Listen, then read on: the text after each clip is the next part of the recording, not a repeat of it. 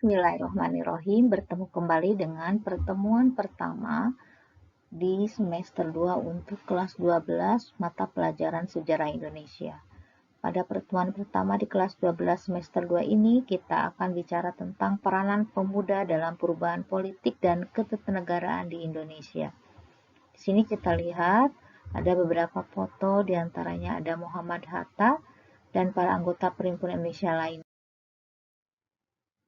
Gerakan pemuda masa kolonial Belanda, kita lihat ada Van de Venter dengan politik etisnya.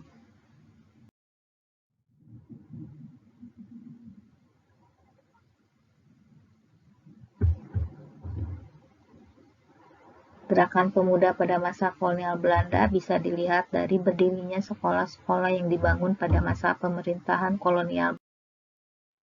Kemudian dampak berdirinya sekolah-sekolah ini memunculkan golongan terpelajar, lahirnya organisasi.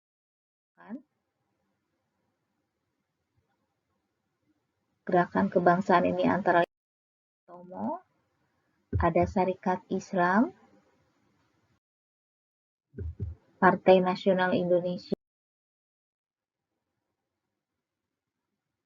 kemudian ada gerakan pemuda yang berdasarkan kedaerahan, seperti Jong Japa, Jong Sumatera, Jong Ambon.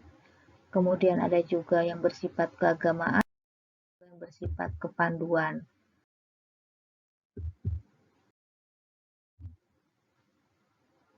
Gerakan pemuda pada masa kolonial Belanda ini puncaknya terjadilah peristiwa yang disebut dengan Sumpah Pemuda 28 Oktober 1928. Ini adalah beberapa gambar diorama pelaksanaan Sumpah pada tanggal 28 Oktober 1928. Tokoh penggerak kaum muda dan pemikirannya antara lain ada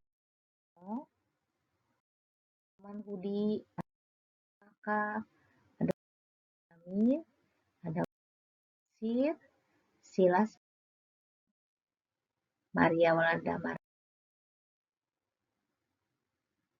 Kemudian bagaimana gerakan pemuda Indonesia pada masa pendudukan Jepang?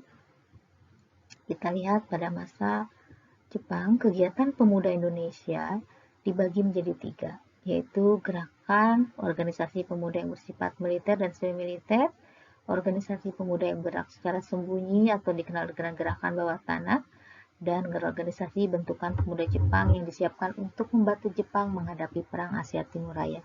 Ada organisasi-organisasi buatan Jepang, antara lain ada Keibodan, Heiho, Shenidan, Peta, Fujinkai, Gerakan 3A, Putra. Nah, ini adalah beberapa peristiwa penting di mana peranan pemuda pada masa ini begitu luar biasa, seperti rapat raksasa di lapangan Ikada, kemudian penyerbuan. Lalu bagaimana gerakan pemuda setelah kemerdekaan Indonesia? Gerakan pemuda dan mahasiswa yang mempengaruhi perubahan tata negara itu tidak bisa terlihat dengan adanya peristiwa Tripura setelah peristiwa G3.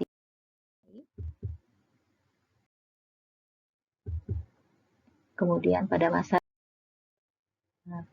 bagaimana ribuan mahasiswa melakukan demonstrasi besar-besaran sampai akhirnya pada tanggal 20 Mei 1998 meruntuhkan karir politik seorang Soeharto di Indonesia.